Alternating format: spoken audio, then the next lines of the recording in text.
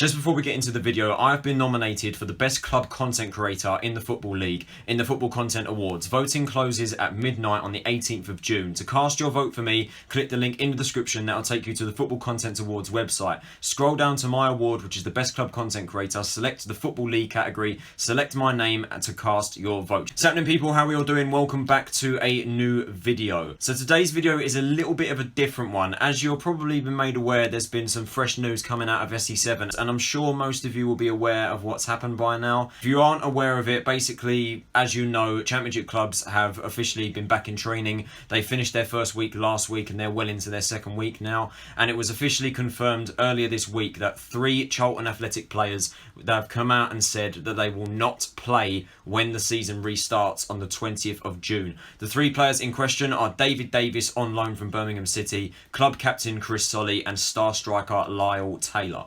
I wasn't initially going to do a video about this and giving my thoughts on it, but now I feel like that I have to, because a lot of people have been talking about it. Charlton Twitter has been an absolute meltdown recently, and a lot of people have had a lot to say about it, so I felt, with it being a relevant topic, I felt I had to voice my opinion on it. So yeah, 3 Charlton Athletic players have refused to play, and also let's bear in mind that the 3 players that have, Davis, Solly and Taylor, all 3 of them are out of contract in the summer. So, and these players obviously will have their reasons. They will have their reasons as to why they're not coming back. Obviously, with all this COVID stuff, there's loads of factors that need to be taken into account in terms of these players. Because obviously, these players are taking a massive risk. This isn't just for Charlton, but every single club across the country is taking a huge risk in coming back to play football, especially club players out on loan who more than likely have gone back to the cities that they were on loan with. And obviously they now have to travel back down to London to SE7 to train and then play for Charlton. Players are taking a huge risk. There's been quite a couple coronavirus cases that have been confirmed in the Championship already, some of which being the likes of Elliot Bennett, Jayden Stockley. You have to take into account that there's loads of different reasons as to why players may decide not to come back, and Charlton seemingly are the first club publicly that have revealed that these players are refusing to play. In the case of David Davis, it's kind of understandable. Of course, he is currently out on loan. He's currently on loan with us from Birmingham City. He's currently up in Birmingham currently. He probably has a family to take care of. So obviously with David, I can fully understand why he doesn't want to come back down from Birmingham to London. Bowyer even said himself, like he's up in Birmingham. There's no way he's going to be able to bring him back down because he sees it as too big of a risk, which is understandable. Let's be honest, though. David Davis isn't necessarily the biggest loss in the world. As a matter of fact, he's not a loss at all, because based off his performances this season, we can definitely manage without him. Obviously, with David not wanting to come back from Birmingham down to London, it does also make me think that maybe he didn't even want the move to Charlton in the first place. If you can see by his performances this season, this theory is backed up by that. But David, as I've said, we are more than capable of providing and doing well without him, because frankly, he's been one of our worst performing players this season. Chris Solly was a big surprise, I think, to many Charlton fans. It was quite the surprise, the fact that he refused to play of all players. Obviously, he's been at the club his entire career. He's been here since he was a young lad, and obviously built his way up through the system, did very well in his early stages, kind of past his peak now, but is obviously the club captain. Obviously, Solly does have a young family to take care of as well, so like David, that obviously is a justified excuse. Obviously, there is a massive risk there if he is to go back, and obviously he has a young family, so there is a big risk there. However, I have heard a strong rumour that apparently Solly has had a falling out with Bowyer, and allegedly this falling out was over the fact that our other right back, Adam Matthews, was getting more game time over him. And to be honest, you can't really side with Solly in that situation, because we have to be real, Matthews has been by far the better right back, so starting Matthews over Solly is 100% justified. And obviously with Solly's contract up in the summer, with him now refusing to play, it more than likely does look like Solly is out of the door, which is a massive surprise, because obviously a lot of people have wondered that, oh yes, Solly's one-man Charlton, one-man club, he's obviously going to stay at Charlton until he finishes his career, and then allegedly has had a falling out with Bowyer. This isn't proven, by the way, but I'm hearing a strong rumour that this is the case. But yeah, Solly was a big surprise. It was a massive surprise, but as I say, if this rumour is correct, you can't really side with Solly, because obviously Matthews justifiably has been getting a lot more game time than in the season, and Solly, compared to Matthews, has been a lot worse. It does make me wonder though, if Solly is to leave in the summer, which if this rumour is true will be a massive possibility, who'd actually want to take Solly? But obviously the one that's caused the most chaos on Twitter, the most outrage, is of course our star striker Lyle Taylor. And I must admit, when I did hear this, when it officially came out and said that Taylor had refused to play for the club, said he wasn't going to play for the club, I wasn't at all surprised by it. But the excuse the excuse that he gave, in my opinion, is just an outrage. He says that he's so scared of getting an injury that he doesn't want to come back and he doesn't want to take that risk. And I'm just sitting there like, well, hold on a second. Why do you not want to take the risk, yet the rest of our squad are willing to do so? Look at Johnny Williams, constantly injury prone, had a massive start to the season. He's constantly getting injured.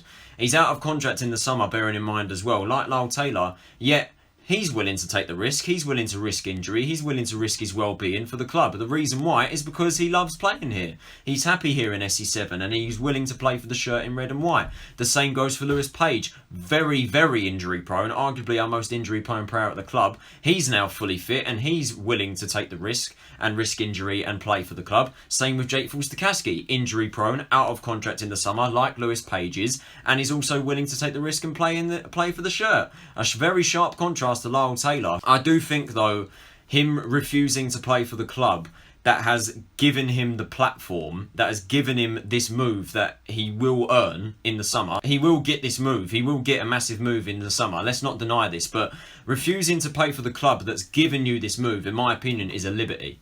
It's a liberty. You should finish what you started, in my opinion. Taylor has played 18 games this season in the Championship. He's scored 11 goals, which is a remarkable return. Yet, he's not willing to play for the shirt because he's risking injury, yet players like Williams, Page, Forster-Caskey are so injury prone. They're also out of contract in the summer like Lyle Taylor, yet they're willing to take the risk. Even Tomer Hemed and Matt Smith, two players that recently came out the other week and said that they don't want to play, are now back in training. Tomer Hemed is definitely back in training because he's been doing Instagram videos about the place saying that he's obviously back. Matt Smith I've not heard too much from. To be fair, if he said no, then I wouldn't really blame him either, because more than likely he's up in Manchester because obviously he's on loan with Manchester City. But apparently his name's not been said, so I'm assuming Matt is now back in training. So Smith and Hemed, who came out and said no, we're not playing, have now changed their mind. Bowyer has persuaded them and they're now back in training. As for Lyle Taylor, he's unwilling to take that risk. But the thing is, though, I can see both sides of the story. In Charlton's case,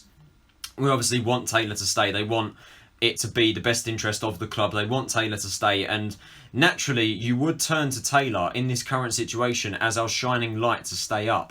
And sadly, he will be leaving the club in a bad light because he's refusing to play for the team that's given him the move that he will now earn. He'll more than likely go on to the likes of, I don't know, Norwich, who's interested, Crystal Palace, Burnley, Rangers are interested. And also, I can understand where Taylor's coming from as well. He's obviously 30 years old, at the very prime of his career. He's only got a couple years left, and he could see this as, if I don't get to the Premier League now, then I'm not going to get there. Naturally, we would turn to Taylor to be our saviour because his goal return this season has been absolutely remarkable. But then again, can you really blame him for moving on? You can't. But I do have this fear that he will become the next Ricky Holmes. And obviously, if you don't know what happened to Ricky Holmes, he obviously left us in League One to sign for Sheffield United, who were gunning for promotion. They failed to get promoted. Holmes only played 5 times, and then he ended up falling back to League One level, and then received a serious back injury that he's recently revealed that it could well make him retire. Him leaving in the way that he has, and he will be leaving in the summer, hands down now, he'll definitely be going. He's left on a bad light, and as I've said, I'm not at all surprised by Taylor's decision to leave because he's spoken openly about this. He even said in an Instagram live, he said that players that are out of contract on June 30th, like his contract and all of the 15 other players that Charlton are out of contract with, if you watch my latest video, all of the 15 out of contract players are out of contract on June 30th. Taylor said that no player has an obligation to stay past that date because that's not what they agreed to in the first place. They agreed to this date and they're going to see out that contract to that date and then they're going to move. So I saw that as immediately, yeah, Taylor's definitely going, isn't he? And that's now all but been confirmed. We are massively disappointed and I'm a bit pissed off with the fact that Taylor has decided to leave in this fashion. But then again, obviously I see his side of the story, but at the end of the day, all us Charlton fans can do is just move on and get on with it. If Taylor doesn't want to play for us, then frankly he can sod off. If he doesn't want to play for the shirt, he can go and we can do it without him. If Davis doesn't want to play, if Solly don't want to play, we can do it without them. We've got players waiting in the wings that are ready to step up. Macaulay Bonne and Andre Green, this is their time to shine, to step up and come forward. Even Chuck Sanike and Tomer Hemed, even Josh Davison could even make a step up in the academy and get some game times as well. In the midfield area to replace Davis, you've got the likes of, I don't know, Pratt Batley, Cullen, Williams. You've got Forster-Caskey, who's now fully fit. Field, if he does come back. You've got Morgan, you've got Lapsley, you've got Matt Smith, who I'm hoping is going to get some game time this season. Erhanos Tuma. You've got Aidan McGeady, who I'm hoping we're going to get some more action as well. And in the case of Chris Solly, you've also got Brendan Sarpong-Wiradu, who I think could be making a couple of appearances on the bench at least. Maybe not in the starting 11 or coming off the bench, but we are more than capable of doing well without these players. Like I said, if they don't want to play for the club, then frankly they can go. It is what it is, but we move on and we do it without them. And we've done it before. It's been proven in the past. We beat Leeds, we drew with Fulham, we drew with West Brom. We can get results without these players. In regards to this entire situation with Davis, Solly and Taylor, I can see their reasoning. But frankly, in the case of Taylor, it's an absolute liberty because he's refusing to play because of injury, yet injury-prone players that we have at the club have come back and said, we're willing to play, we're willing to keep us up, we're willing to play for the shirt.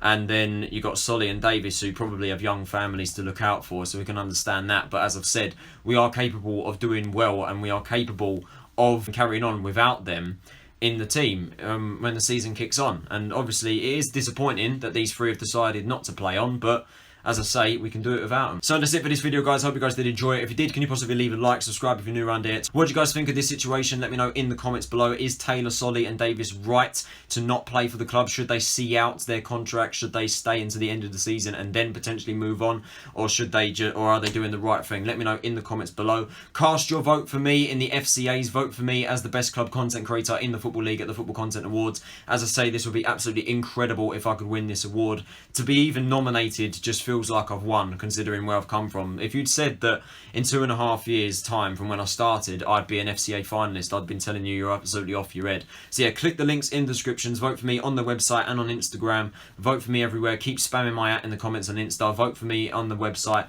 get me a trophy at the FCAs at Tottenham's ground. This has been Tyler Runnison. Have a nice day. Let me know in the comments below what you think about this situation and I'll see you all in the next video. Take it easy guys and I'll see you later.